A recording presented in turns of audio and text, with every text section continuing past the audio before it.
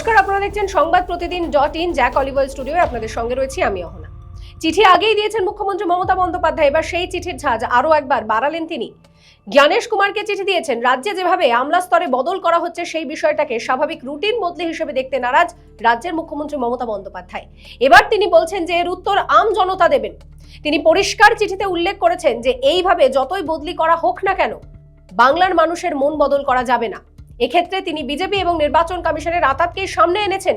তিনি পরিষ্কার বলছেন যে এইভাবে বাংলা দখলের চেষ্টা করছে পদ্ম শিবির।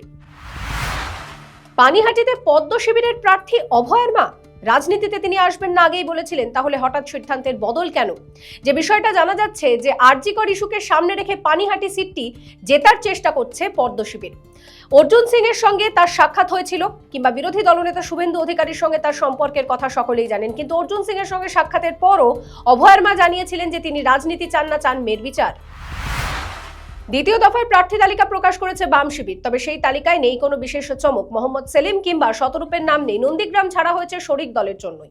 অন্যদিকে অধীর রঞ্জন চৌধুরী তিনি বহরমপুর থেকে প্রার্থী হচ্ছেন, তিনি নিজেই এই বিষয়টা জানিয়েছেন। বিজেপিও দ্বিতীয় দফায় প্রার্থী তালিকা প্রকাশ করেছে। নোয়াপাড়া থেকে অর্জুন সিং, মাথাভাঙা থেকে নিশীথ প্রামাণিক, হিঙ্গলগঞ্জ থেকে রেখা পাত্রকে প্রার্থী করেছে পদ্ম শিবির। বোমা বিস্ফোরণে কেঁপে উঠল ভাঙড়, অর্থাৎ ভাঙড় রয়েছে ভাঙড়েই। আইএসএফ এর তরফ থেকে অভিযোগ করা হচ্ছে বোমা তৈরির সময় এই বিস্ফোরণের ঘটনা ঘটেছে। এই ঘটনায় একজনের মৃত্যু হয়েছে, আহত বেশ কয়েকজন। আইএসএফ এর দাবি যে যারা এই ঘটনার সঙ্গে জড়িত তারা প্রত্যেকেই তৃণমূল কংগ্রেসের সঙ্গে জড়িত, যদিও তৃণমূল সেই অভিযোগকে অস্বীকার করেছে।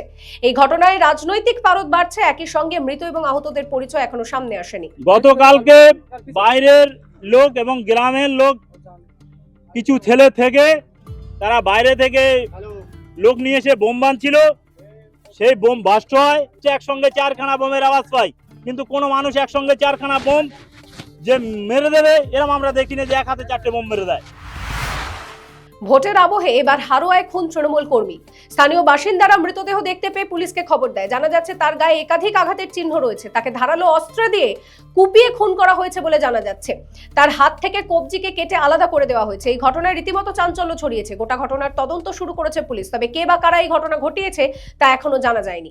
অন্যান্য সমস্ত খবরের আপডেটের জন্য আপনাদের নজর থাকুক সংবাদ প্রতিদিন .in এ। এবারে ভাই ভোটের লড়াই এই এখানেই দেখবো।